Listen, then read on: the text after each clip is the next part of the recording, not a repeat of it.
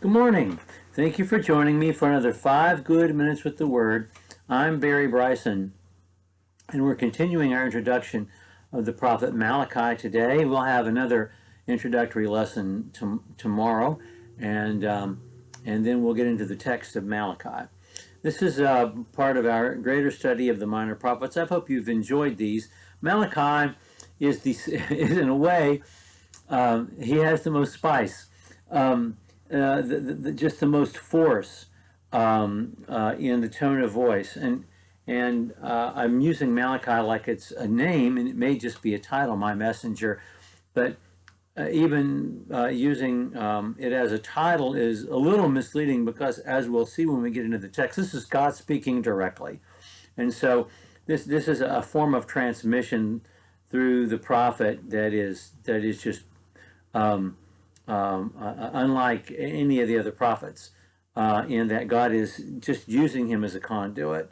God is using him as the speaker, like the speaker on your in your car, or for your home entertainment system. I mean, he's just the instrument through whom the voice is heard, but the voice is God's voice. God is speaking directly to the people. And he's speaking to them because of their spiritual apathy, their spiritual malaise. It is a theodicy, God justifying everything that he's saying and everything that he feels, justifying his love and justifying his justice. And so it is very much a theodicy. Their priests are careless. He talks about that in the first chapter. They are skeptics, that God is going to keep his promises. He talks about that in chapters 2 and 3. They are lax with their tithes. He mentions that in chapter 3.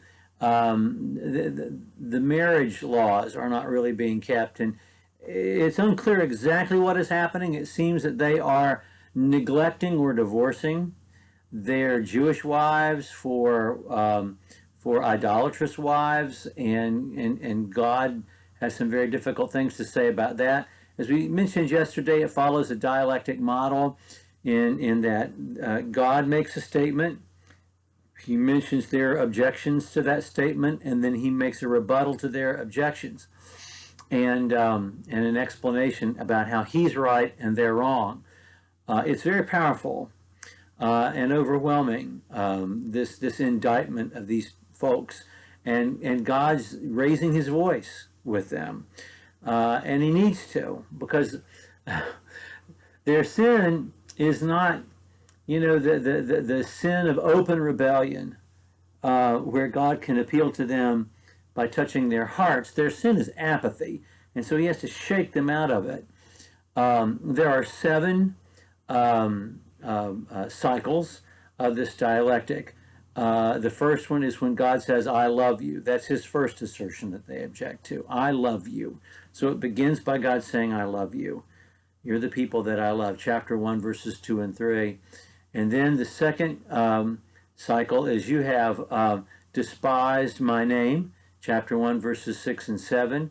The third assertion God makes is that you have been faithless. Chapter 2, verses 10 through 16. And then he says, you have wearied me. Chapter 2, verse 17. The fifth assertion that he makes is, you have turned aside from my statutes. Chapter 3, verse 19. And then the sixth is, you have robbed me. Chapter 3, verse 8. And then your words are strong against me in chapter 3, verse 13. So those are the 7 assertions that God makes against them, that they rebut, that they object to, I should say, and then God makes a rebuttal to their objections.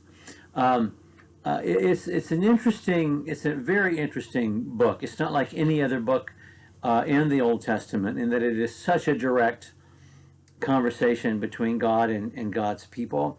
It looks forward to the New Testament in many ways, and is referred to in the New Testament in some very important ways. We'll talk about that next time, the connection of Malachi with the Old Testament. When we get to the end of the book, it's so much like and then so different from the end of the book of Revelation. We look at those last few verses, and we'll see similarities in that it is, the end of something and looking forward to the next important day of the Lord, but the tone is completely different. The last word of the book is the word curse. And that's not the last word of the Bible, is it? But it is the last word of the Old Testament. Well, next time we're going to talk about the connection of Malachi to the New Testament, and then we're going to get into the text. And I hope you enjoy it, because it's an amazing piece of work. Thank you for joining me for another 5 good minutes with the Word.